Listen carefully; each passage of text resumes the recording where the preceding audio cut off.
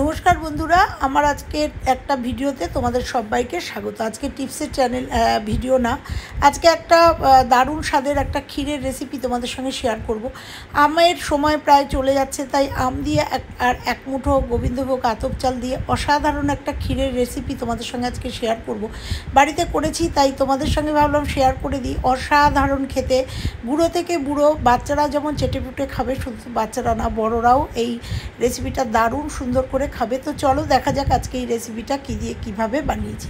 এর জন্য নিয়ে নিয়েছি একটা মেজারিং কাপের আমি একটু গোবিন্দভোগ আতপ চাল নিয়েছি।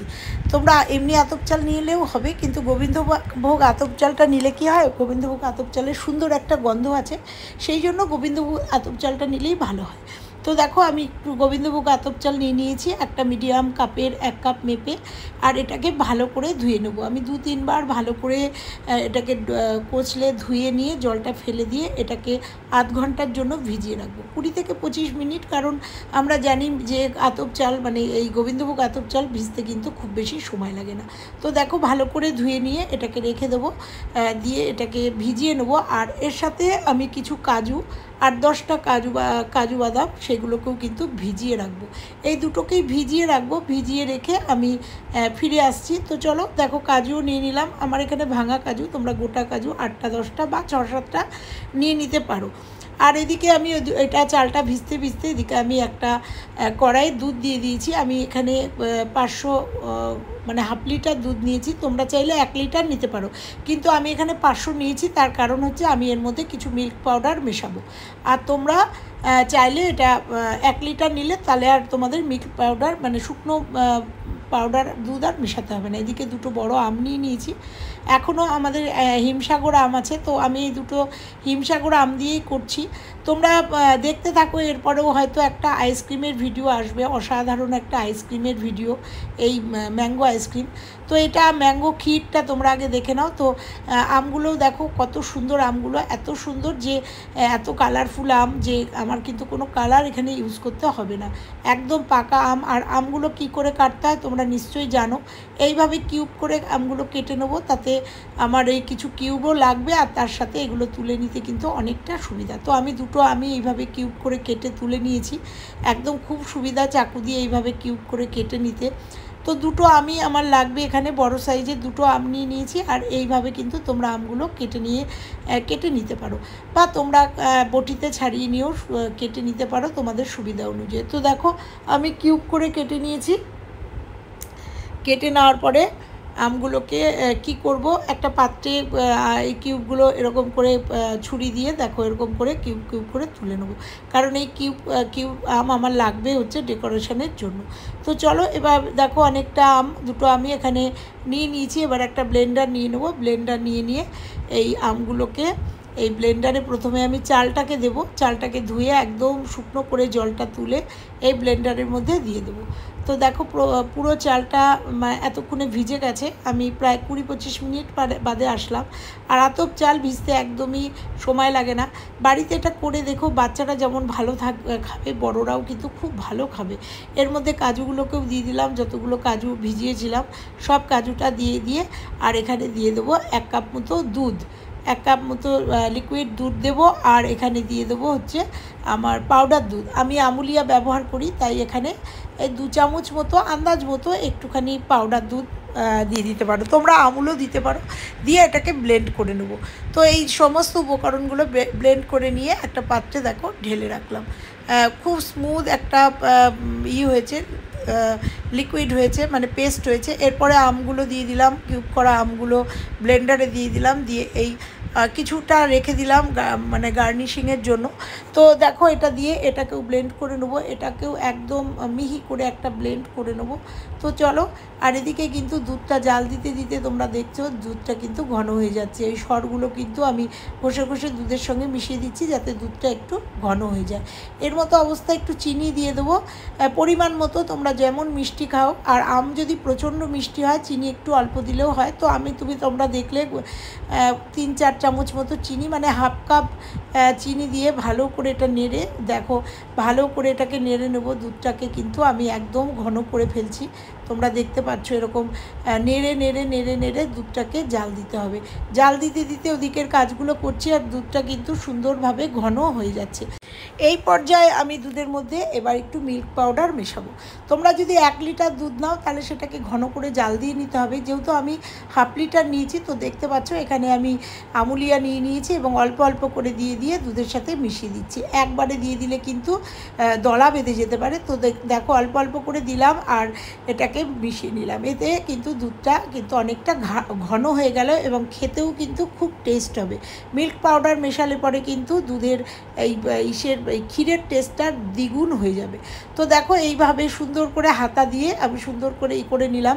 এইবার যে লিকুইডটা করে রেখেছিলাম, মানে যে পেস্টটা করে রেখেছিলাম, যে আতপ চাল কাজুর যে পেস্টটা, সেটাই দুধের মধ্যে অল্প অল্প করে দেব আর দেখো সমানে নাড়তে থাকবো। এটা যদি একবারে দিয়ে দিই তাহলে কিন্তু দলা পেকে যাবে, কারণ আতপ চাল তোমরা জানো। আর যেহেতু এটা করা মানে পেস্ট করা, তো দেখো অল্প অল্প করে দিচ্ছি আর আমি কিন্তু সমানে নাড়তে হবে।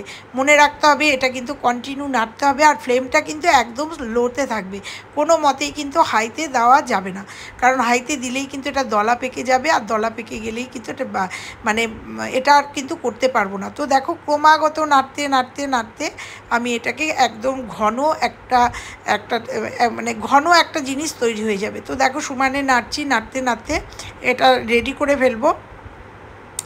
এটা ক্রমাগত নেড়ে আমি গ্যাস বন্ধ করে দেবো। আমার এটা প্রায় হয়ে গেছে।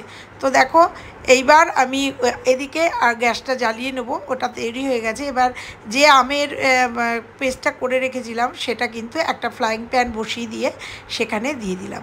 ওদিকে কিন্তু আমার ওটা দুধের ওটা রেডি হয়ে গেছে। তো আমার আমের এটাকেও আমি একটুখানি জাস্ট একটু ফুটিয়ে নেব, তাতে কিন্তু খেতে খুব টেস্ট হবে। তো দেখো যে আমের পালটা করেছিলাম সেটাও কিন্তু একদম লোতে দিয়ে, গ্যাসটা লোতে দিয়ে এটাকে জাস্ট একটু ফুটিয়ে নেব সুন্দর করে। এটাকেও কিন্তু নেড়ে নেড়ে নেড়ে নেড়ে এটাকেও কিন্তু সুন্দরভাবে একটুখানি জাল দিয়ে নিতে হবে। তো দেখো এইভাবে নেড়ে নেড়ে জাল দিতে হবে, কখনোই কিন্তু এখানে গ্যাসটা বাড়ানো যাবে না, খুব ধীরে সুস্থেই কাজগুলো করতে হবে। তো এটা আমার রেডি হয়ে গেছে। এবার দুধটাও আমার দেখো নামিয়ে নিয়েছি। এটা কিন্তু এরকম হয়েছে, খুব সুন্দর ঘন একটা জিনিস হয়েছে, দেখতে পাচ্ছ। এই পর্যায়ে এবার এই আমের যে পালটা জাল দিলাম সেটা এর মধ্যে মিশিয়ে নেব। এইগুলো কিন্তু প্রায় ঠান্ডা হয়ে এসছে।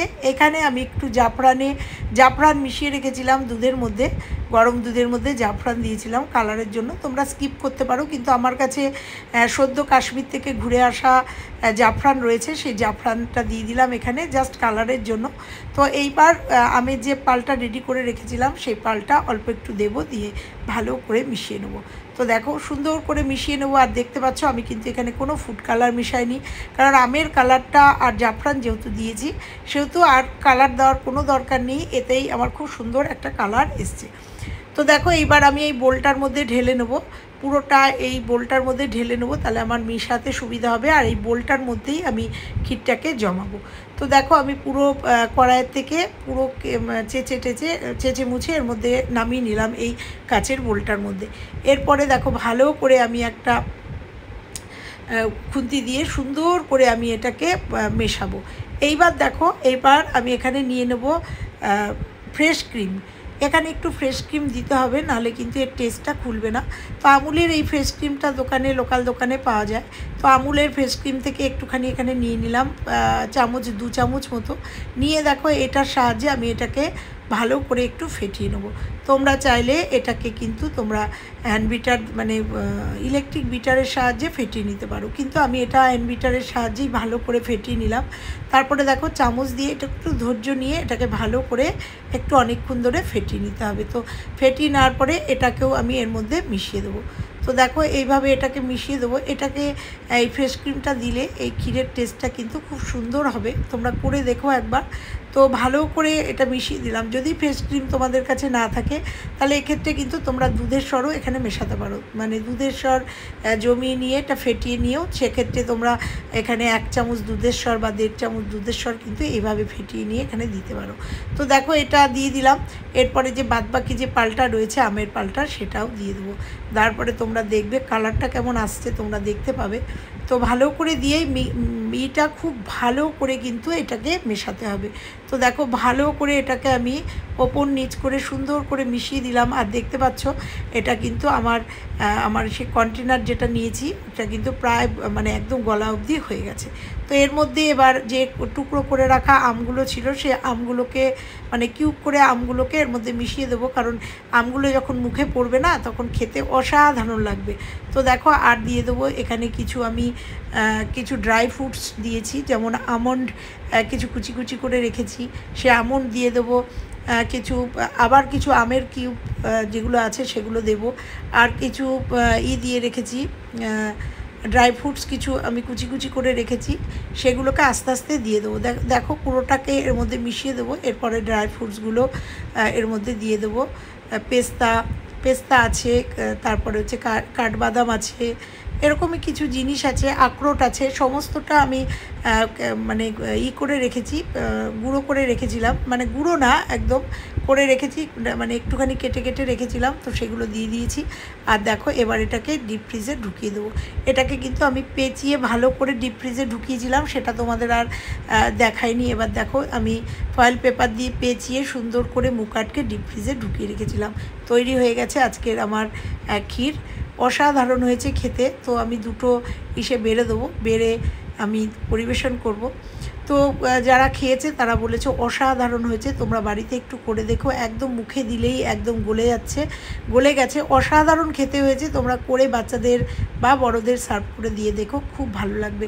কেমন লাগলো আজকের আমার ভিডিওটা, আজকে আমার এই ক্ষীরের রেসিপিটা? ভালো লাগলে লাইক কমেন্ট শেয়ার, চ্যানেলে নতুন হলে চ্যানেলটা সাবস্ক্রাইব করে দিও। আর আম থাকতে থাকতে এরকম ক্ষীরের রেসিপি বাড়িতে করো, বাচ্চারা ভীষণ খুশি হবে, বড়রাও খুশি হবে। তো চলো আজকের মতো বিদায় নেবো, আবার আসছি অন্য কোনো ভিডিওর সঙ্গে। ততক্ষণের জন্য সবাই ভালো থেকো, সুস্থ থেকো, টাটা।